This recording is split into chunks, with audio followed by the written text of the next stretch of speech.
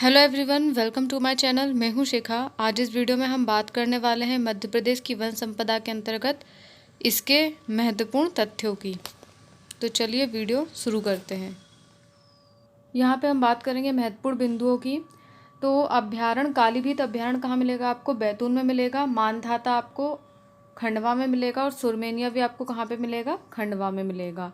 ठीक है, तो आप याद रखना, कालीभीत अभ्यारण्य बैतूल में, मानधाता अभ्यारण्य खंडवा में और सुरमेनिया अभ्यारण्य खंडवा में प्रस्तावित है। नेक्स्ट हम देखेंगे, रामसर समझौते के अनुसार देश की 25 आर्द्र भूमियों में से एक मध्य प्रदेश का भोज स्थल भोपाल में है। ठीक है, रामसर समझौते के अनुसार देश की जो 25 आर्द्र भूमियों में से एक भोज स्थल कहाँ पे है? भोपाल में स्थित है। गिरवन के सिंहों के संरक्षण हेतु, गिरवन कहाँ? गिरवन के सिंहों के संरक्षण हेतु पालकुनो जो कि श्योपुर में है, एक अभ्यारण्य स्थापित किया गया था। ठीक है, पालकुनो श्योपुर में एक अभ्यारण्य स्थापित किया गया था। गुजरात द्वारा सिंहों को देने से इनकार कर दिया गया था। यहाँ पे क्या गुजरात से सिंह लाने की योजना थी, पर गुजरात ने सिंह देने से इनकार कर दिया था। ठीक है, अब अफ्रीकन सिंहों को लाने की योजना है। नेक्स्ट हम देखेंगे, भारतीय पक्षियों में सबसे छोटा पक्षी फुलचुकी मध्य प्रदेश में बहुत देखा जाता है। ठीक है, मध्य प्रदेश में बहुत देखा जाता है। थिकरा पक्षी पपीहा जैसा दिखने वाला शिकारी पक्षी मध्य प्रदेश में सर्वाधिक संख्या में पाया जाता है। और सर्वाधिक संख्या में कौन सा पक्षी पाया जाता है? थिकरा पंक्षी। ठीक है, पक्षी। तो याद रखना, सबसे छोटा पक्षी कौन सा है? फुलचुकी। और सर्वाधिक संख्या में कौन सा पाया जाता है? थिकरा पक्षी। नेक्स्ट हम देखेंगे, बांस उत्पादन को मापने की इकाई नेशनल टन है। बांस उत्पादन को मापने की इकाई क्या है? नेशनल टन है। 1 national ton is equal to 2400 metre बांस की लंबाई। ठीक है, 1 national ton is equal to 2400 metre बांस की लंबाई। सर्वाधिक 1% मंडला जिले में है और मंडला वनव्रत में है। अगर हम कहें कि सबसे ज़्यादा वनव्रत कहाँ पर है, सर्वाधिक जो वन है, वनों का परसेंट कौन से वनव्रत में है, तो वो है मंडला वनव्रत में। ठीक है, और सबसे कम जो है वनों का परसेंट कहाँ है? शाजापुर वनव्रत में। सबसे कम वन कहाँ है? शाजापुर वनव्रत में। मध्य प्रदेश एकमात्र ऐसा राज्य है जिसने वनों का पूर्णतः राष्ट्रीयकरण कर दिया है। मध्य प्रदेश एकमात्र ऐसा राज्य है जिसने वनों का पूर्णतः राष्ट्रीयकरण कर दिया है।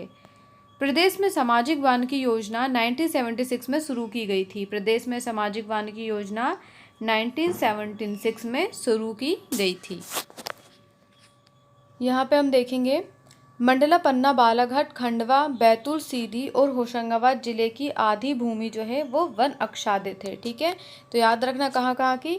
मंडला, पन्ना, बालाघाट, खंडवा, बैतूल, सीधी और होशंगाबाद जिले की आधी भूमि वनों से आच्छादित है। नेक्स्ट हम देखेंगे, उत्तर पश्चिम मध्य प्रदेश शिवपुरी वनव्रत में मुख्य रूप से कटीले वन पाए जाते हैं। ठीक है, उत्तर पश्चिम मध्य प्रदेश में। तो आपने देखा होगा मध्य प्रदेश का मैप कुछ इस तरीके से है। ठीक है, और यहाँ का जो उत्तर और पश्चिम है, ये है उत्तर ऊपर और ये क्या है? पश्चिम। तो उत्तर पश्चिम जो वनव्रत है यहाँ साइड है, तो यहाँ पे कटीले वन पाए जाते हैं।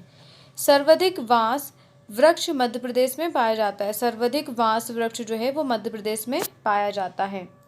फिर हम देखेंगे नेक्स्ट, सामाजिक वानिकी योजना के एक कार्यक्रम के रूप में सामाजिक वानिकी, अभी देखो हमने लास्ट स्लाइड में भी ये देखा था, प्रदेश में सामाजिक वानिकी योजना 1976 में शुरू की गई थी। ये यहाँ पे दिया हुआ है, प्रदेश में सामाजिक वानिकी योजना 1976 में शुरू की गई थी। तो इसी योजना के तहत सामाजिक वानिकी योजना के एक कार्यक्रम के रूप में पंचवन योजना 1976 में शुरू की गई थी। पंचवन योजना को भी कब शुरू किया गया था? इसके अंतर्गत 1976 में ही शुरू किया गया था, जिसके अंतर्गत राज्य के 33% से कम वन वाले क्षेत्रों में पंचवन योजना लागू है। जहाँ पे भी वनों का परसेंट जो है वो 33 से अगर कम है, 33% से अगर कम है जहाँ पे भी वन, तो वहाँ पे कौन सी योजना लागू होगी? वहाँ पे होगी पंचवन योजना। ठीक है, वहाँ पे पंचवन योजना लागू होगी जहाँ पे भी वनों का परसेंट 33% से अगर कम है वहाँ पे उन क्षेत्रों में। फिर नेक्स्ट हम देखेंगे वन क्षेत्रपालों मतलब रेंजर का प्रशिक्षण बालाघाट में दिया जाता है। ठीक है, रेंजरों का प्रशिक्षण कहाँ होता है? बालाघाट में दिया जाता है। वनपाल और वन रक्षक प्रशिक्षण के 3 विद्यालय अमरकंटक, सिवनी, लखनादौन में है। तो ये याद रखना आप कि वनपाल और वन रक्षक प्रशिक्षण के 3 विद्यालय कहाँ हैं? एक तो है अमरकंटक, फिर दूसरा है सिवनी और फिर लखनादौन। अमरकंटक, सिवनी और लखनादौन में है। नेक्स्ट हम देखेंगे सोन चिड़ैया माधव राष्ट्रीय उद्यान शिवपुरी में पाई जाती है। तो याद रखना माधव राष्ट्रीय उद्यान में क्या पाई जाती है? सोन चिड़ैया। ठीक है, सोन चिड़ैया माधव राष्ट्रीय उद्यान शिवपुरी में पाई जाती है। 1 नवंबर 1981 को बारहसिंगा को राज्य पशु घोषित किया गया था। बारहसिंगा को राज्य पशु कब घोषित किया था? 1 नवंबर 1981। ठीक है, 1 नवंबर 1981 को बारहसिंगा को राज्य पशु घोषित किया गया था। तेंदुपत्ते का राष्ट्रीयकरण 1964 में हुआ था। 1964 में तेंदुपत्ते का राष्ट्रीयकरण किया गया। बांस का राष्ट्रीयकरण 1973 में किया गया था। बांस का राष्ट्रीयकरण 1973 में किया गया था। साल बीज का राष्ट्रीयकरण 1975 में किया गया था। साल बीज का कब किया गया था? 1975 में। तो आप याद रखना 1964 में तेंदुपत्ते का राष्ट्रीयकरण हुआ था और 1973 में बांस का राष्ट्रीयकरण हुआ था और वहीं 1975 में साल के बीज का राष्ट्रीयकरण हुआ था।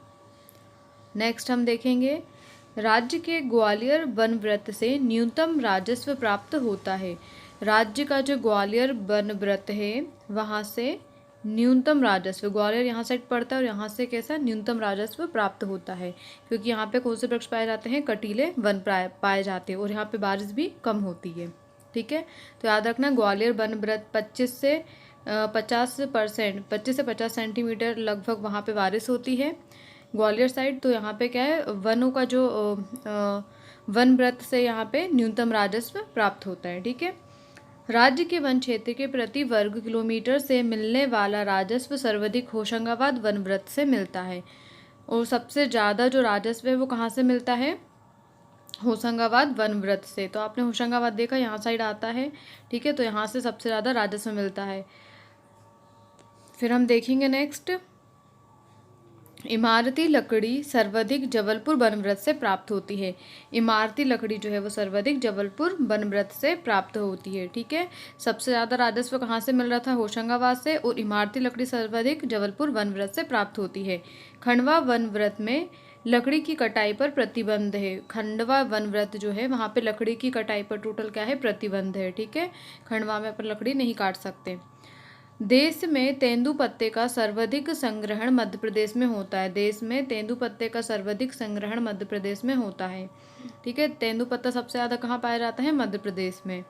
राज्य के वनों में सर्वाधिक पाया जाने वाला वन वृक्ष सागौन है। राज्य के वनों में सर्वाधिक पाया जाने वाला वन वृक्ष कौन सा है? सागौन। सबसे ज़्यादा कौन सा पाया जाता है?